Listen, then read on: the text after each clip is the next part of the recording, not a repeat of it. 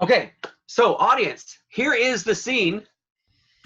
And usually we do this on the stage, obviously, and we can create with our imagination a setting.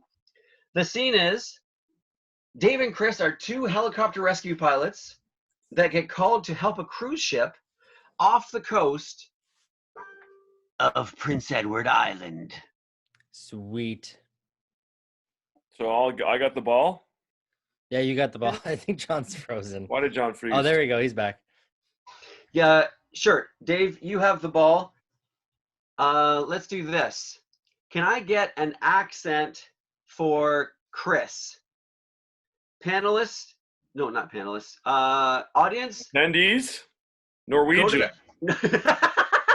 Norwegian. Scottish, okay. And I need an accent for Dave as well. I want two accents going here. Dave, Scottish and French. Punjabi. Dave, can you do Punjabi? I can, actually. Okay.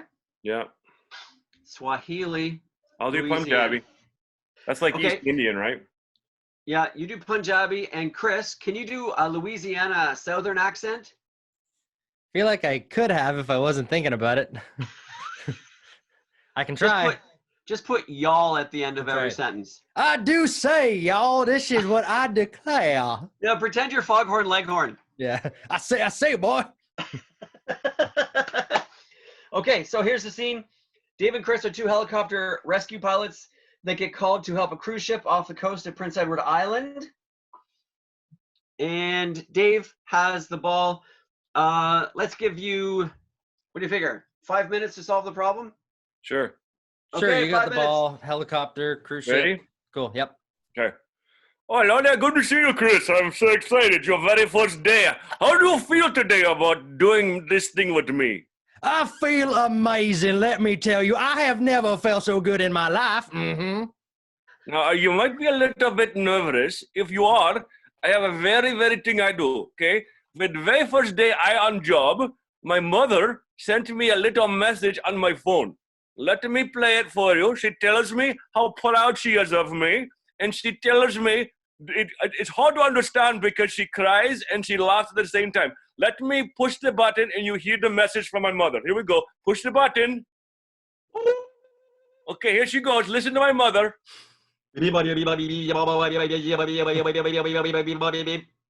Oh, that's my native tongue. Oh, it's very good.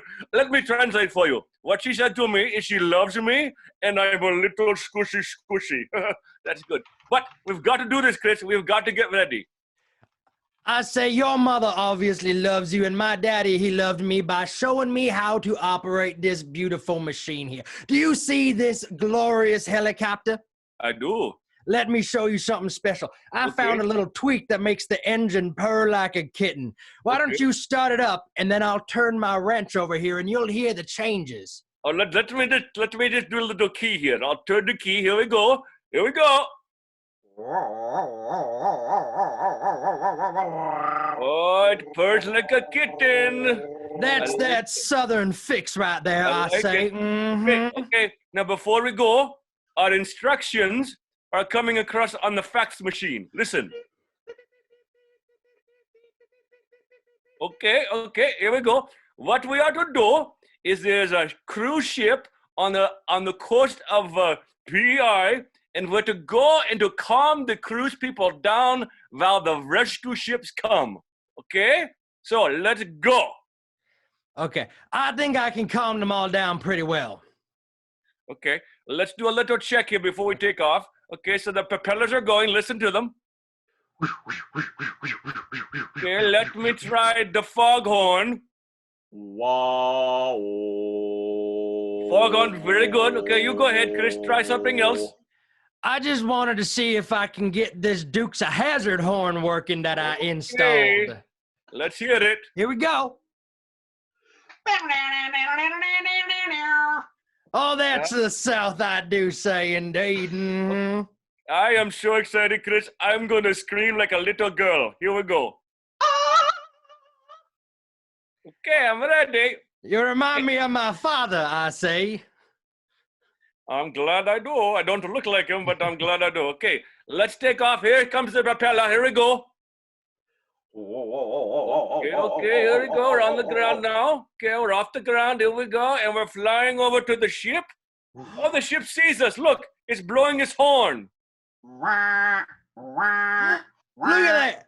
There's a pack of whales. They're going all blowhorny and such. Hey, Chris, why don't you do your mating call? Your My whale mating call. Oh, I do Yes, say please do. this is a treat. Listen to this.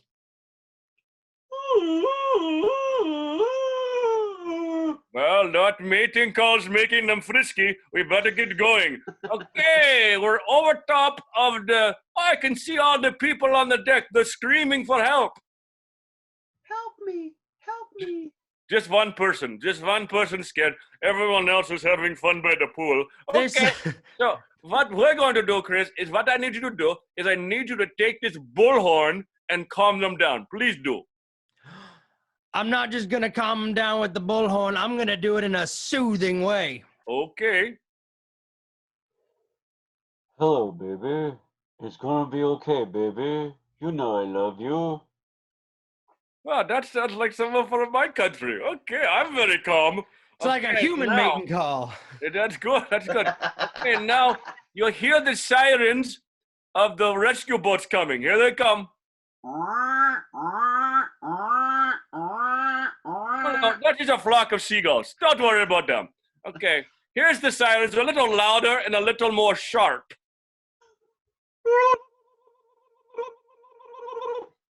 Okay, that's interesting boat. These Canadians are crazy anyways. Okay, so, Chris, what I'm going to do is this. I'm going to lower you down on the ladder, okay? So drop the ladder out. Okay, let me just detach it and flop it down here. Ka-chunk. Okay, now what you do is climb down, Chris. That sounds like your pants are ripping. That's not good. I'm okay. Okay, good. Now, Chris, now you're on the bottom of the ladder. Please, just sing them a little lullaby to put them to sleep while they lay by the pool. This is a song that I wrote, and it's specifically titled, I'd Love to Save You If I Loved You. Okay, that's true. Okay, go ahead, sing it for us, Chris. I will never, never, never, never save you. That's quite original. Okay. Oh, Chris, you know the people are happy. They're clapping and they're screaming. They're cheering our names. Thank you. I wrote that. Not that siren again. Okay. But I think we've done it, Chris. I think we've saved them. The boats are now here. They're getting on the boats. I am so proud of you. That's what I'm going to do for you. I'm going to sing you a little yodel for my country. Okay? To mark our special day together. Here we go. Punjabi yodel?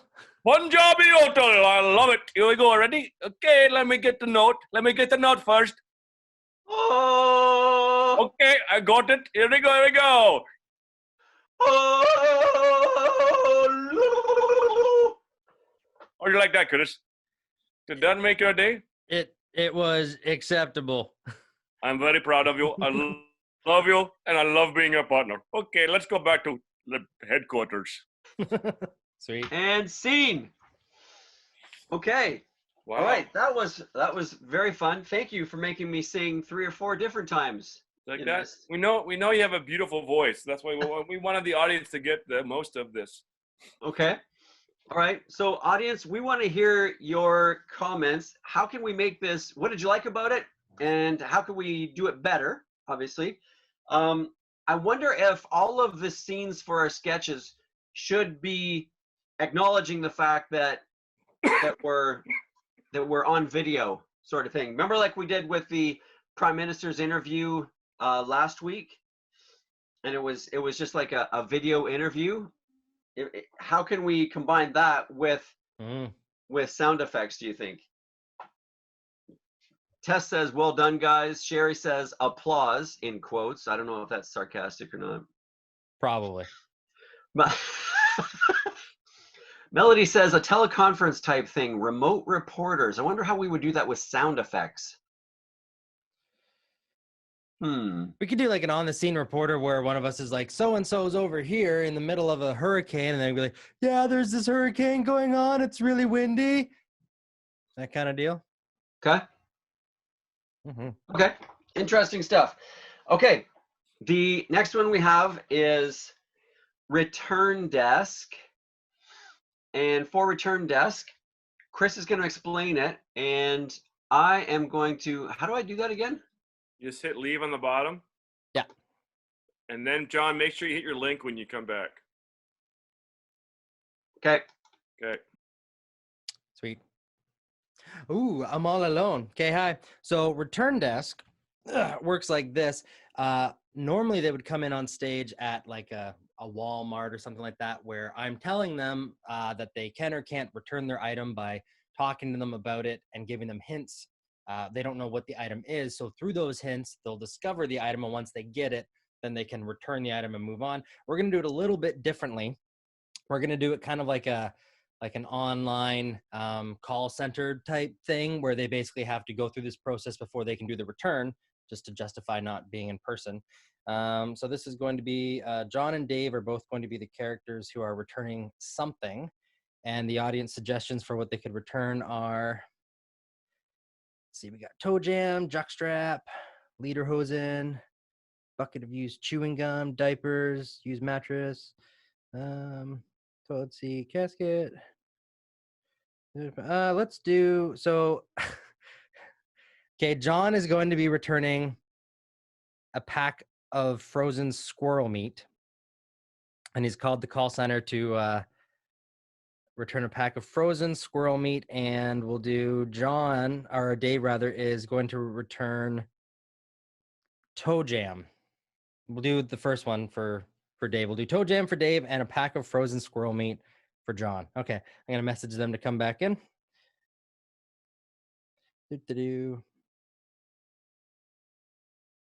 Sweet. Now let's see how quickly this actually happens. So John, squirrel, Dave, toe jam. Okay.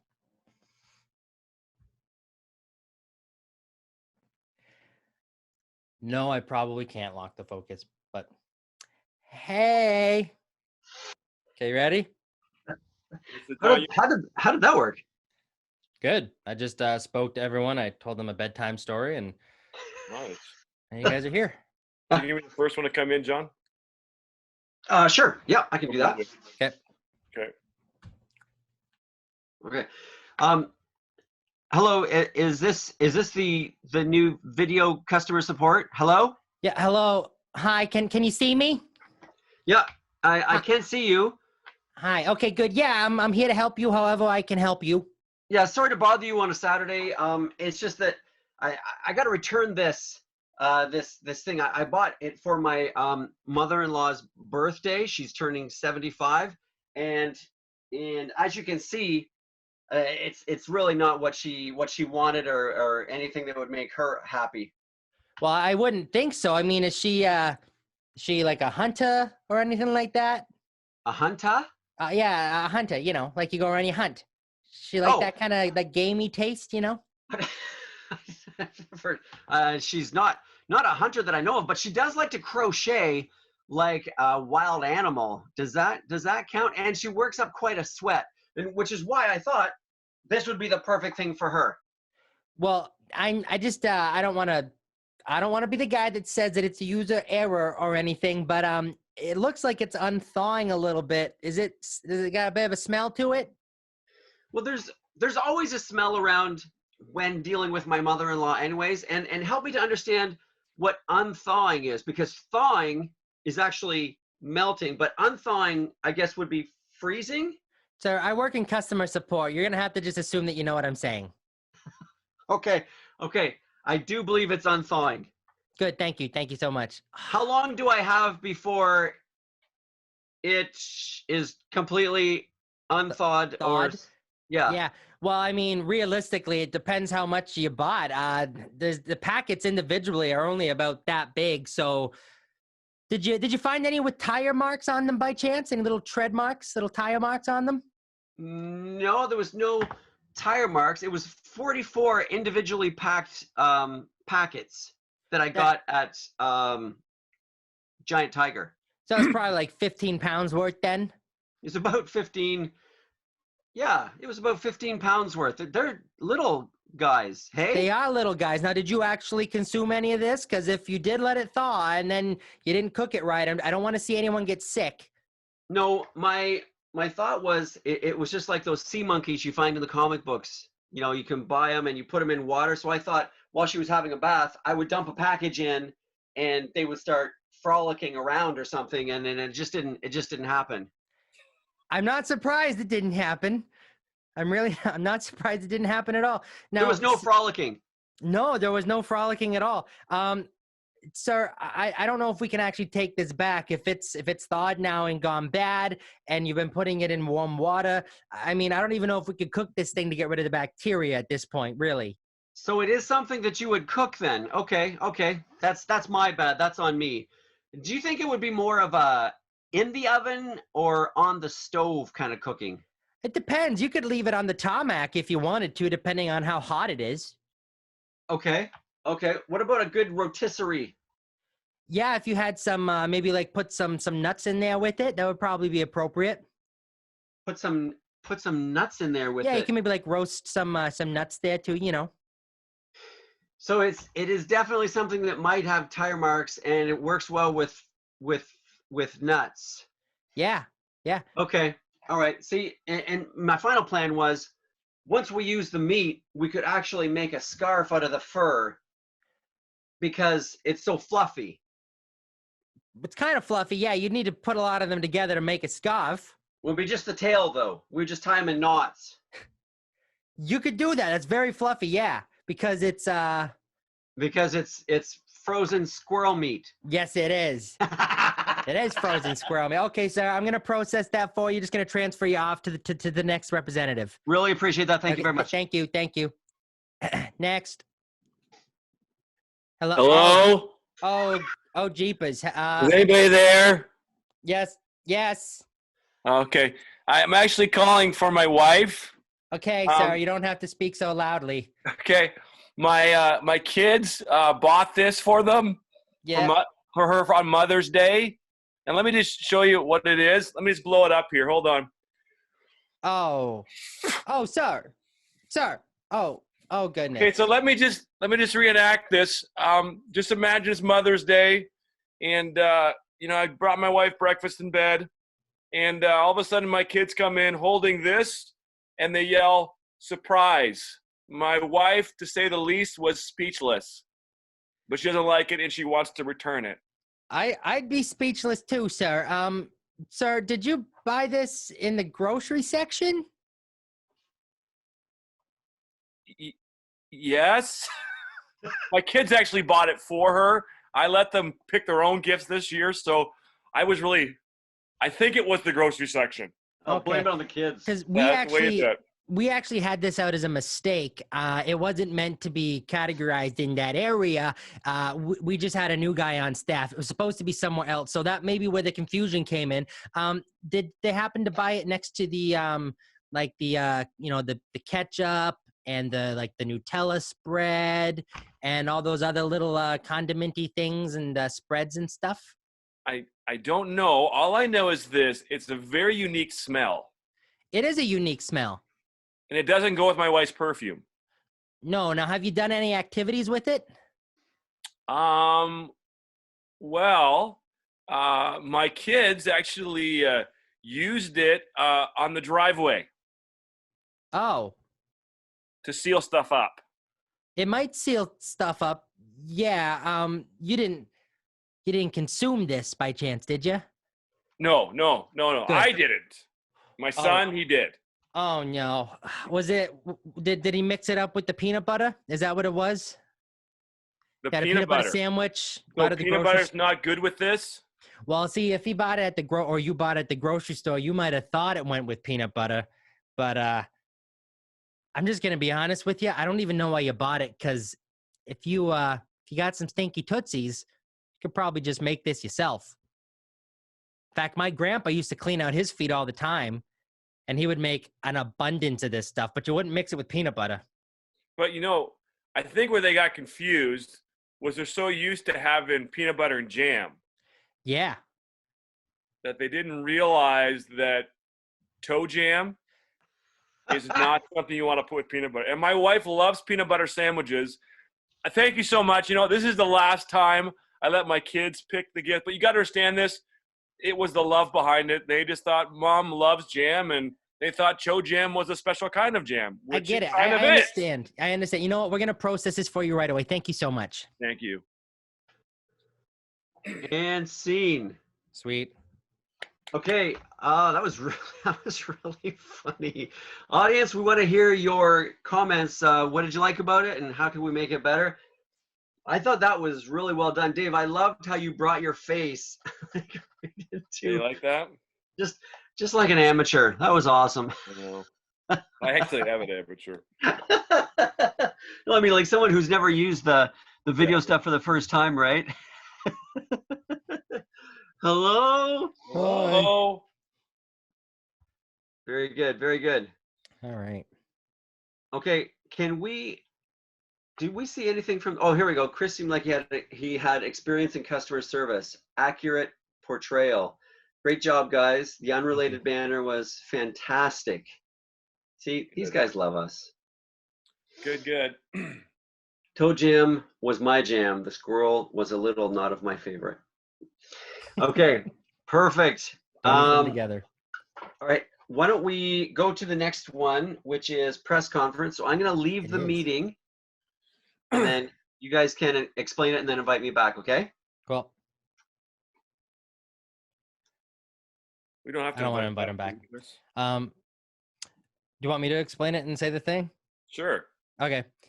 So this one, again, usually done in person. We're going to have John come in as a celebrity who's done something for the first time, won a record, first person to do something, right? But he doesn't know. So through our line of news reporter questioning, we're going to drop enough hints that he can eventually figure it out, hopefully. And we had a few suggestions, and in order to make sure that he absolutely would not know what it is, we decided to, what's that? Absolutely not. Yeah, we decided to combine some of them just to make sure. So this one is, he's the first giraffe to win NASCAR with a kayak taped to the roof. Wow. That is quite an accomplishment, Chris. It is an incredible accomplishment, and Especially I'm very with him impressed. Being a giraffe. So he is actually a giraffe who actually got into a NASCAR, won with a kayak strapped to the roof. Yeah, a NASCAR driving giraffe with, can you text him to come back in, or message to come back in? I can. Sweet. So first giraffe to win NASCAR with a kayak taped to his roof. And no commenting in the message thread about what it is, because I don't want him to know. It's sent. Cool. Let's see how quickly he comes back in. You guys were pretty quick, by the way. Looks like you were waiting when you came back in for return desk. Yeah, we were. Sweet.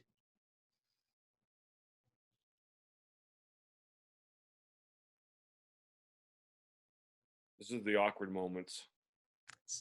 I'm just reading the comments about how they don't love us, but they love our material. Which is perfect.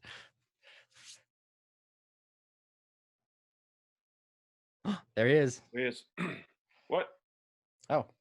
Oh, he's got a jacket on. He had a costume change. It was a quickie. All right. You want to have the ball? You got it, man.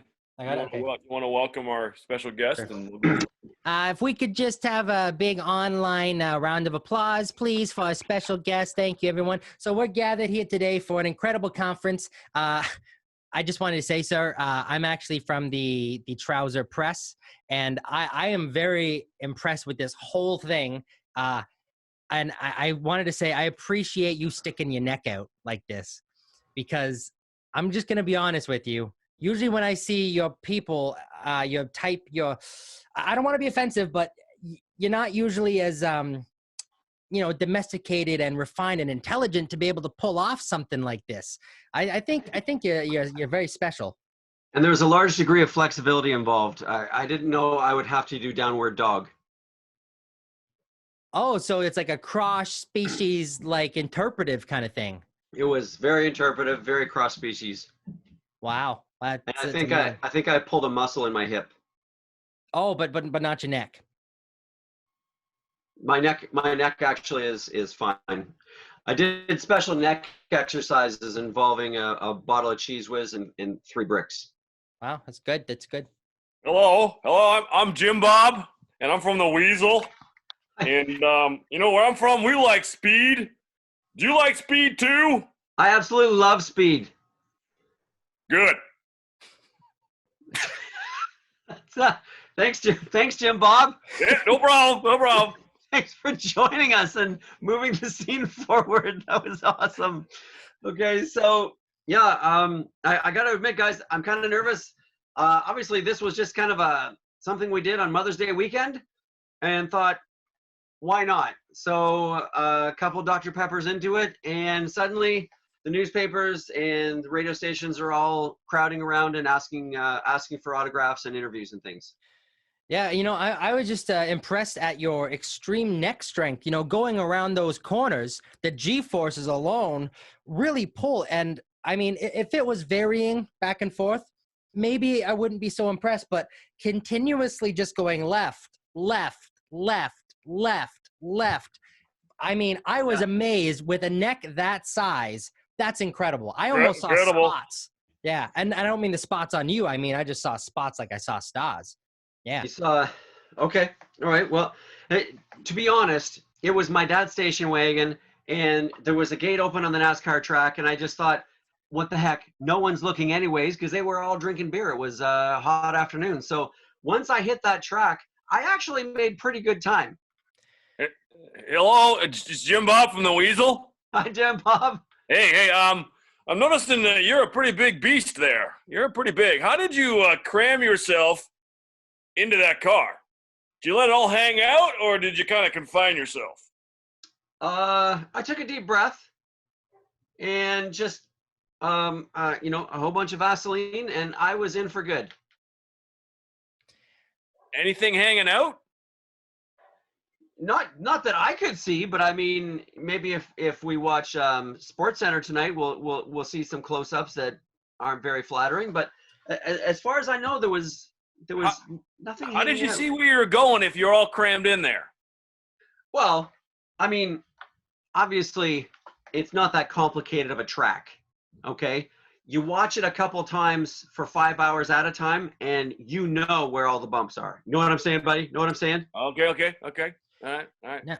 Now, I just wanted to say, I was a little upset, I guess, with the ending results of this race, because there was a lot of hunters in the audience that were hoping you were going to lose so that they could, take you home as a trophy. But when the race ended neck and neck, and you won by about 13 meters because it was neck and neck, I was personally really impressed, but I feel like the judges called it in a funny way. Now, that's just my opinion of things, and I'm just saying that, in my opinion, it should have been a much more clear-cut win or lose. That's all. Let me say this, because I checked the rule book. There's nothing in the rule book about racing with giraffes, okay? Absolutely nothing. In fact, most of those hicks don't even know what a giraffe is. But that's fair. That's fair, sir. But what about on the roof, though? I mean, you came from that boating background, and I thought you were going to stay in the whole boating community, right? I mean, those water rapids, that to me made sense for you. But to strap that to your roof, I feel like maybe some competitors thought it gave you an aerodynamic advantage. I think maybe it gave you a disadvantage. So because I strapped the giraffe to the roof of the car, is that No. what you're saying? Let me jump in. Let me jump in here. Now, here's the thing I want to tell you. I am so glad that you're famous now, because you were very jealous of your identical twin, Jeffrey. Selling all those toys. Okay. Right? He gets all the attention. Oh, look at him. Yes. And now you've made a name for yourself. That's right. In the NASCAR. He stays with the toys. You're the NASCAR guy. Jeffrey's out of business. Jeffrey's out of business. You know what? I know. I might be the only giraffe to win NASCAR. Yep. Yeah. Almost. Yeah. The door for a lot of different animals. I've got 2 friends that are platypi that want to try it out. And my third cousin is a hippopotamus, and he's kind of interested in dabbling as well. So Yeah. that hippopotamus in the water there, did he give you the ornament for the top of the car then? Yes, he did. You know what? The whole thing looked like you were going on a vacation with your family, strapping that thing to the roof. I actually thought it was an actual yak because, With one animal and another kind of thing. I didn't realize that it wasn't a yak, but rather it was a it was like a buffalo. no, because you put it in the water and So from like a your water previous- buffalo. from your No, previous when I- boating career. You know, when I was watching you, I assumed that after you were done, Yeah. you're going to head to those rapids. Okay. It With looked a like you were- kayak? Because I had a kayak strapped to the roof of my car as a giraffe driving in NASCAR. yeah, And what happened? yeah, it's amazing. And I won. Oh, you did. yeah. Yeah, you did. That was amazing. Oh, that's awesome. All right. Dave, character is great because in Fringe, Texas, we talk like that. Chris sounds like the same guy as the Return Knives guy. It was okay. Some laughs. I have very one good, very character. good. Well, that was complicated. That was complicated, but that was a lot of fun. So Dave was like, you know what? We shouldn't go too hard on him.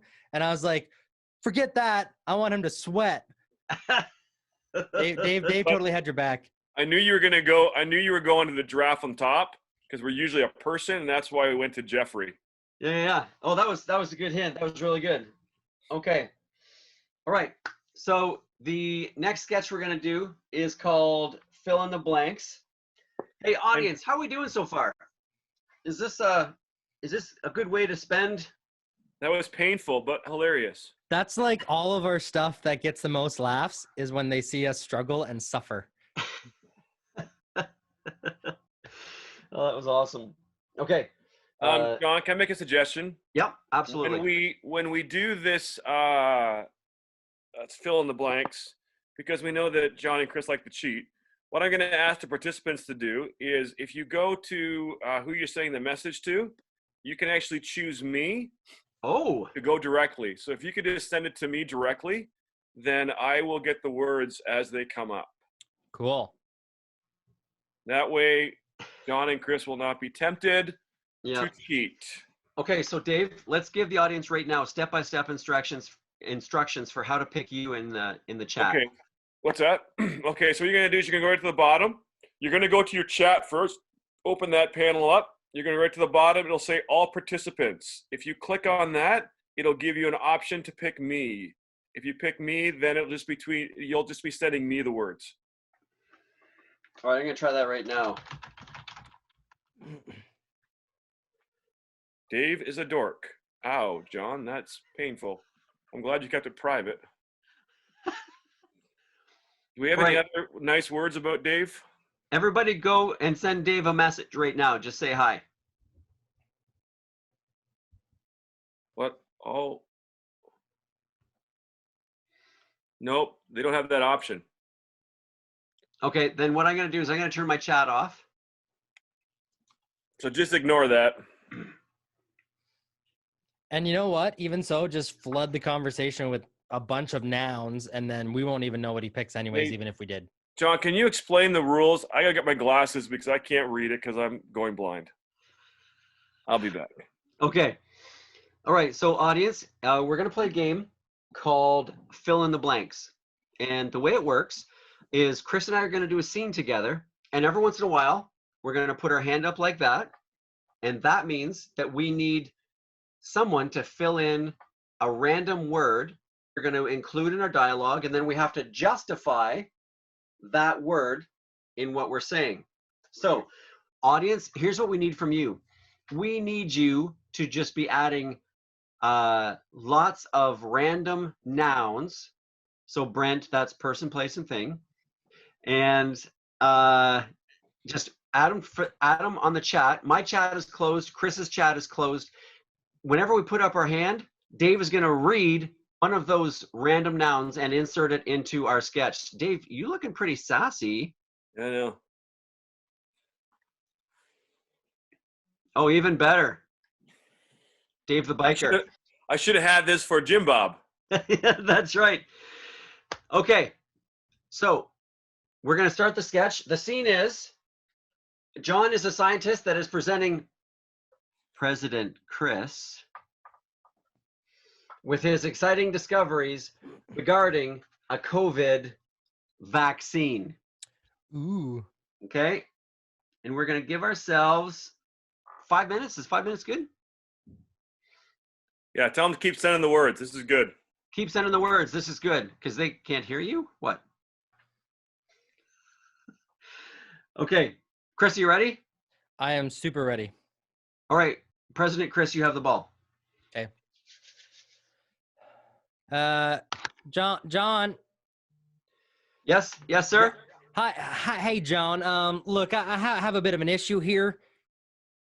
Okay. What's your issue, sir? I didn't mean to call you up like this, but look, you're the top scientist, and I normally would try to figure this out on my own, but every time I try to think of a response, I just feel like a big pile of Goldfish.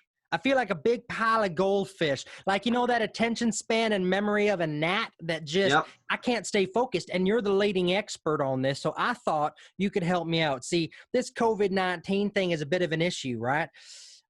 I didn't know if maybe you had some insight into this, but I'm kind of at the end of my Plunger. plunger here. It sucks. Okay. Well, Chris, first of all, Mr. President, I want to thank you for calling me. I've never received a call on my Pickup truck. pickup truck before. And working in Arkansas, this is an amazing thing to be able to do. So I really appreciate the fact that you're looking for some advice from me. We are working on a vaccine, okay? Now, obviously, we can't work on a vaccine with humans. The first animal we worked with was a Tea caddy. tea caddy, and we found out it wasn't actually an animal. So, but it didn't catch COVID. And it survived? Absolutely. Good start. Thank you. So then we moved from the tea caddy, and we changed some ingredients. We added just a pinch, just a little bit of Extension cord. all sliced up, all minced, and then ground up with a little paprika. And what we found was, you know, the people that were actually infected with COVID started feeling like a Gumball. gumball, colorful, full of flavor, sweet, Little chewy? a little chewy. They were a little chewy. Okay, so I don't know if we want to present this as a gumball type solution because I think people might get a little scared. You know, people, when they get scared, they start acting like a Dishcloth. bunch of dishcloths. Like Just a wet rag. moldy. Yeah, it's just that no one wants to be a wet blanket. This is like a wet dishcloth. It's even worse. You can't cover up with it because it's so small and it smells bad. Stinky. Yeah, it is stinky. You know, I tried to put a spin on this while I gave you time to assess and come up with a solution. So I just put out a report that should buy us a couple of weeks. The whole headline was great. It just said, Sexy leg lamp.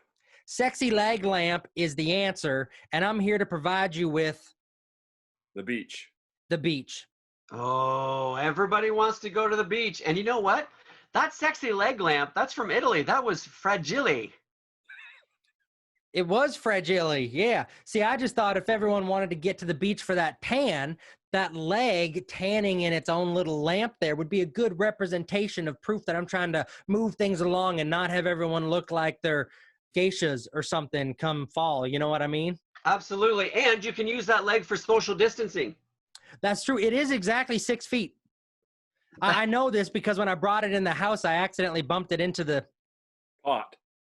pot. I bumped it into the pot and I knocked the whole, Roses. all the roses that were in there fell right out of the pot. Oh, that is so awkward. Here's what I think we should do, sir. I'm thinking within 2 weeks, we're going to have a cure, a great vaccination for this terrible disease. And the different thing is we're not going to be able to administer it with a needle. Okay. The only way to administer it is going to be with a Snot ball. snot ball. So here's how it's going to have to work. You have 2 nostrils. You get the medicine ingested in you, and you blow your nose to 2 different people. Okay? Then those 2 people, they blow their nose to 2 different people. Okay, so now it's 1 to 2 to 4, and exponentially, the entire nation is covered in 47 days. That's amazing. And all we have to do is just sneeze into each other's faces. Yep. It's weird because that's what we've been telling people not to do. So I think that maybe they should take off their masks and replace that with Gumbo. gumbo.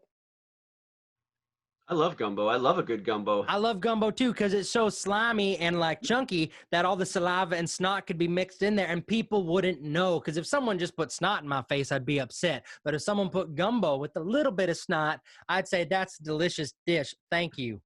President Chris, thank you so much for leading this nation. When you got elected, they said he is as dumb as a Armpit hair.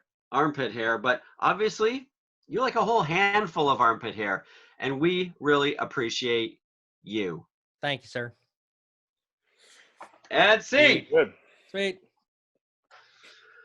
Nana's ugly crochet. Okay.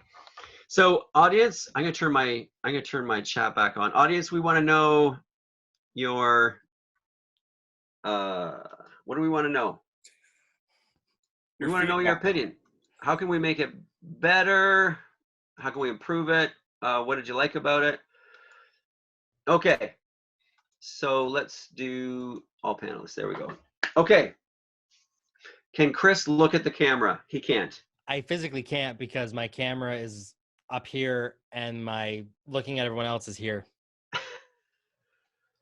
So it's like Chris a 60 is very inch. shy. He does not like eye contact. It's like a 60-inch. It's too big. I could set something up next time, but it would block everyone's faces for me, but that's okay. Okay. Next, we are going to have weekly world news. So let me put my news anchor jacket on. Nice. Oh. And this is actually a sketch that the Fidgets made up. And the way it works is the news anchor makes up stories around the world with reporters in mind, passes them off to our foreign reporters, who will be Chris and Dave. And wherever the story is located, that's the accent they have to come up with. And Chris and Dave don't know the story or the location, therefore they don't know the accent that they're going to have to come up with. So Yeah. Chris, we know, is great with both Australian and Jamaican. Nope. And You're making me Dave crazy. just sucks at accents. okay, so why don't we start? Question, John, really quick. Which way you gonna do it? Chris, Dave? Just so we know. It's gonna be Chris, Dave, Chris, Dave. Okay. So you're Dave. So I'm second. Okay. Okay. Okay. I am second. Okay. So audience, Where did Chris go? Chris stepped off camera because he's Starting off screen. We can do that? Sure. Dave, that's awesome. Okay, here we go, audience. Welcome, ladies and gentlemen, to Weekly World News. I'm your host, John Pomodoro. So, in the news today, an entire city in Scotland has been turned upside down with a definite sighting of the Loch Ness Monster. More in this story with Angus Argyle. Hello? Angus? Hello? Angus, John Pomodoro here. Hello there, John Pompadouro. What can you tell me about the sighting of the Loch Ness Monster? It's great. No one actually saw the Loch Ness Monster, though. They thought that they saw the Loch Ness Monster, but nothing's quite confirmed yet. We've got Okay. about 45 photos, right? They're great photos. We love them, but they're not really conclusive. But it's okay, though. I personally went and investigated, right? I got my little camera, my tripod. I went out, and I looked real close. And I don't want to burst anyone's bubble, but I don't think it was the real thing. What do you think it was, Angus? Well, I actually heard the thing breathing, and it turned out it was a pile of bagpipes stuck on top of a branch that someone stuck in the water. Oh, that's quite disappointing. Now, if it was a Loch Ness monster, how would that change life as you know it in your tiny town of Loch Ness? I think it would be a pretty big deal because our entire culture is based off of how silly and stupid other people are for thinking this thing exists. And then we would be pretty red in the face, wouldn't we? Going, guys, it's not real. It's not real. And then it's real. Okay, okay. One last question. Is there a possibility that the Chinese are involved? John, I don't think it's a possibility. I think it's a certainty. In fact, I'll bet my kilt if they're not involved, I'm going to eat my own bagpipes. Okay. All right. Well, Angus, we appreciate that. And as you dig more into this this great story, I want you to report back to us. We are very interested, and best thoughts and wishes to you. Thank you, sir. All right. That was Angus Argyle. And on the continent over to Russia, where 4 people and a cow are missing after an explosion in a bakery in Moscow. Here is Igor Kaputnik with that story. Hello, my friend. Good to see you. Can you hear me? Igor, John Pomodoro here. John, are you there? I am here. I am here. Cannot hear you, John. Can you hear me now? I can't hear you because of all the chaos behind me. All I hear is people screaming, throwing bagels, throwing baguettes. It's mayhem here. It's free bakery goods. It's great because it just blew up. Okay, Ivan, can you give us an idea of what happened directly before the explosion in the bakery? Well, what happened was this, is the little baker came in every day. He's making little cakes and baking buns and all that kind of stuff. And what happened is there's a little bit of a gas leak. And you know, the baker, he's like a hello kind of guy, smoking cigarettes, lighting stuff. He dropped it, it went kapooey. And what we're missing is we're missing 4 people and 1 cow. Okay. We don't care about people. We want cow back. Igor, a lot of people in the West are curious about the fact that there was a cow inside a bakery. Now, was the cow a customer or was the cow part of the staff? No. Cow was mascot. I see. We have cow mascot. Like, you know how you have Ronald McDonald? Yes? We have Casey the cow. He's Casey. the bakery cow. In fact, what he does every day, if we can find him, is he carries baker goods. They put baskets on his back, and he goes through town mooing. And when the kids hear the moo, they get excited because they know here comes the pastries. And now we don't have cow. So kids will wake up, there'll be no cow, it'll be chaos. Is it possible that this bakery then, like McDonald's, is a franchise seen all over Russia? No, just one. Just one? Okay. That's why he is so sacred. You see, if there were so many, we could just bring another cow in, but we cannot bring cow in because he is Casey the cow. Okay. Is it possible that the cow was also the source of the gas leak? Well, he eats a lot of asparagus, and you'll know what happens to this. It comes out like a fire hose. And it's terrible. But hey, listen, you know, these kids, I don't know if you can hear it, but the kids are crying in background. Do you hear them crying? Yes. And they're all singing the Casey Cow song. Do you hear it?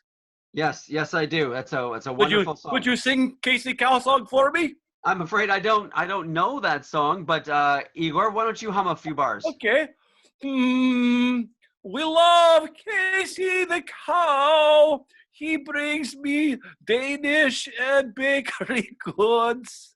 It's a jig. It makes me laugh inside. I love it as kids. So please pray for our country. Pray that we bring cow back.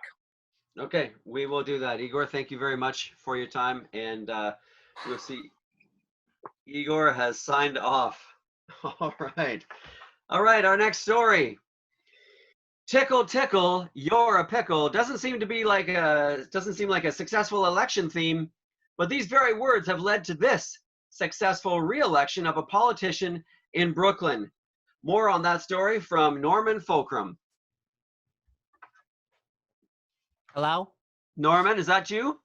It's Neumann. Neumann, John Pomodoro here. Can you hear me? Unfortunately, yes, I can hear you. Okay, Neumann, as I said in the intro, you've got a politician who just won his election on the election theme, Tickle, Tickle, You're a Pickle. Can you delve into that a little further? Yeah, see, the whole place as a whole, it's just been in a rut, or some might say in a pickle, right? His whole idea is that he's going to get people out of this, but he's going to do it using humor. So who would have knew we actually had this guy running who's a stand-up comic. And it's incredible. Every time that he hits the podium, everyone waits for some big political thing to come out of his mouth. But no, he tells stand-up jokes about his wife and how much he hates his dog. And everyone starts laughing, and it's great. And he's trying to say, yeah, we're in a pickle right now, but I'm going to get you out of it with humor. He does, however, evade every question that we ask him about anything political whatsoever. But he's got about 80% of the vote. So. Okay. Now, I have heard from some concerned citizens, the anti-physical touch citizens, that they're afraid the whole tickle move is going to lead to charges of assault. Oh, I hope so. Salt on a pickle is amazing. I don't know if you've had it or not, but a little bit of vinegar there, oh, it's the best thing you could ever have. Okay. All right. Thanks for explaining that, Neumann, and we appreciate your time, and good luck in Brooklyn. Thank you, sir. For our final story tonight, you've heard of cauliflower pizza. How about a pizza that is made entirely from shoelaces and hamster gristle? Here's a story on the Italian trend that is sweeping Europe with foreign correspondent Luigi Alfredo. Luigi? Oh, hello there! I'm so excited to see you! I have some exciting news for you, John! Luigi, we've heard stories about this brand new pizza that is beating regular pizza and cauliflower crust pizza. What can you tell us about it? Oh, John, you are hearing right, my friend. It is crazy here. We are making a pizza out of a shoelace strings. Can you believe it? That appears to be one of the two ingredients that appears to be different. Now, what about the second ingredient? And what was that? Please again? Second ingredient, I believe, was reported as being hamster gristle. Oh, no, you got a little bit wrong. It was not a hamster gristle. It was a guinea pig. Guinea pig hamster gristle. is too rough. The guinea pig hair gristle goes down nice and smooth. That's why we like it so much. Okay, That's a good thing. Now, would you say this pizza falls in the keto category, or is it more carbohydrates? Oh, it's a little bit of both, but I like to think it's a keto carburetor. That's what we call it. I made the word up because we the people like a car, yeah, those things. They like a keto, but we like to play a little wild and crazy here in Italy. So we have this a pizza, and let me, John. Let me tell you how they make it, because I am right here in their pizza place where they are making the pizza. The very first pizza was made, and so what they do is they take the shoestrings and they wrap them all up really tight, and then they dump a lot of guinea pig gristle on. And they flip it a lot like this, and then you scorch it with heat. You don't bake it, you scorch it. Do you like a scorched pizza, John? I absolutely do. And is that what leads to the interesting and unique flavor? It does. It's a little bit of makes your tummy a little bit turn sour, but it's a nice pizza. Okay. It goes, let me tell you this. It goes in smooth, but it comes out angry. That's what we say here in Italy. Right. But it is an experience, John, that you do not want to miss. In fact, John, listen to me. I had just had a pizza about 5 minutes ago, and it went in so smooth. But I can feel it is getting angry. So I better go before I embarrass myself in front of the world. So just remember, John, I am bringing you back a pizza. You have to try this. It is great. You Okay. will love the guinea pig. All right. All right. All right. Well, Luigi Alfredo, thank you very much for your in-depth reporting. Great exit. And that is all we have for the Weekly World News. I'm John Pomodoro. Thank you very much. And scene. I don't have the room that Chris has, so I have to get creative. That was the best. That's great for your abs, too. Yeah. All right, audience, how did you like that? How did you like our news broadcast? How can we improve it? What did you like about it? Etc., etc., etc. Melody says she's not hungry anymore. But it's a good pizza. It is a good pizza, okay? All right, Brent says not my favorite. Well, that's okay.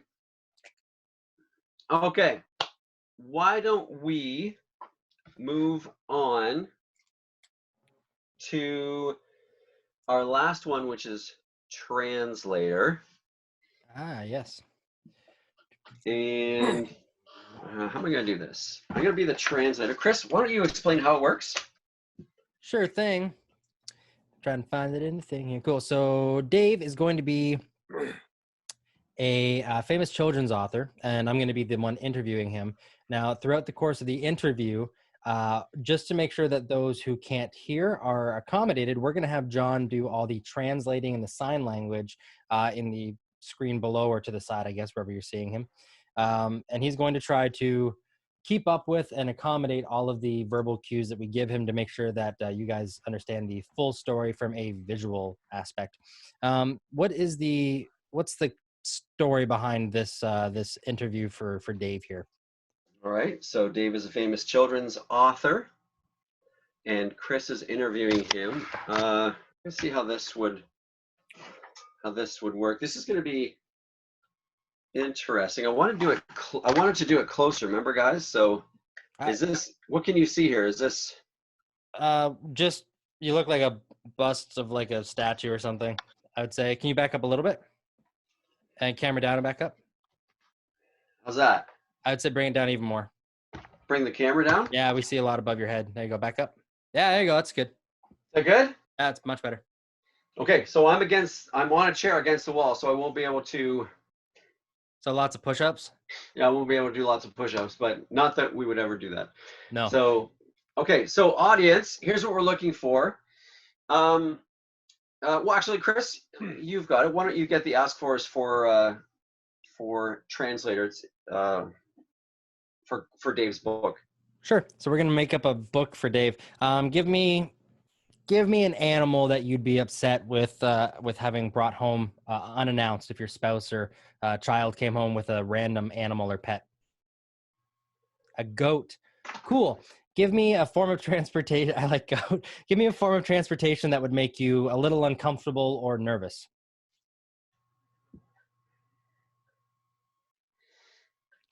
The Jetsons car. Meet George Jetson. Meh. A unicycle. Cool. Okay, so we're gonna do a story about a goat. You can make up who the goat is, and about his adventures in the Jetsons car. What? Okay. So an interplanetary traveling goat. Okay. There you go. Thanks. All right. And we're going to give ourselves 5 minutes. Yeah. Okay. Dave's too young for the Jetsons. Okay. Do I start? Thanks. Yeah. Who said that? Yeah. I appreciate that. Sure you do. Hey everyone, welcome to the show. We are excited to be in your TV screens right now. We actually have a famous author. His name is Slovetsky, and he wrote an amazing story that really gets inside the hearts of all of the children around the world about a goat that made it happen. Slovetsky, can you give me a little bit of background on what made you think up or invent this amazing character? Oh, hello there, Chris. It's good to be here. I'm so excited to be here. In fact, I am so excited. I feel like a little bunny with floppy ears. bouncing around. That's how excited I am to see all the children. And I'll tell you what, let me tell you how I was inspired by this book. I'm too young for this show, as you can tell, but the Jetsons. Remember the Jetsons, Chris? Remember that show? Yeah. Yeah. So I thought to myself, that's a great title. That's a great idea. But you know what they didn't? They had a dog, but they didn't have a goat. And I wondered what a goat would do if he was in outer space. And so my creative juices just kept flowing. They spurted out all over the place. They were spurting. Like, yeah, spirit, it was going. And so I just started writing, Chris, and what I got was amazing. You know, we're all really impressed with you, and our minds are blown at how exciting and kind of lighting a fire underneath your readers, I guess. Oh, yeah. Hey. Now, when this little car, this jet-powered car goes like from planet... Scooter. Oh, it's great. Kind of. Yeah. So when this goat is piloting, did you have to get inside the mind of the goat and understand why and how a goat would go from planet to planet? Oh, I did. First of all, I need to understand how a goat operated. And so what I decided to do is I invited goats into my house. I live with them 24/7. I did. I slept with them. They slept by the end of my bed like a dog, right? And I talked to them. I ate with them. I didn't eat them. I ate with them. And I bathed them as well. I cared for them. I became one with the goat. And it helped me understand what a goat would do, even in outer space. That's amazing. Now, I don't know if this is the first year hearing about this, but I heard a secret that they might be making a movie out of your books. Chris, you're right. You're right. They're going to make a movie. And the reason they're making a movie is because have you read my book? No. Okay, good. All right. Well, if you read my book, let me tell you something. It will make you cry. Cry like a baby. It'll make you laugh like you wet your pants. It'll make you so scared, you scream like a little girl. And, Chris, it'll make you hold your breath. Hold it. And hold it. And plug your Keep nose. Holding it. Hold it. Hold it. Now breathe. Look at that. Isn't that suspenseful? And so when you read the book and you feel that way, you're like, that's just reading it. Now I want to see it. Yeah. We've got a lot of great cast. Oh, really? Yeah. Like who? Like Arnold Schwarzenegger. He's coming in. Arnold Schwarzenegger? That's amazing. I heard a rumor that they were actually going to get reindeer to play the goat. Get this, it's not just any reindeer. It's Santa's reindeer. They're coming all the way from the North Pole. Rudolph with the red nose, the nose that glow. I heard he's going to get a really big trailer. I heard that as well. I heard that. But that's just things that are in the action right now. But you know what? I don't know if you realize this, Chris, but my book has gone gold medal. It's gone all over the world now. It was in Scotland, and then it came to Canada.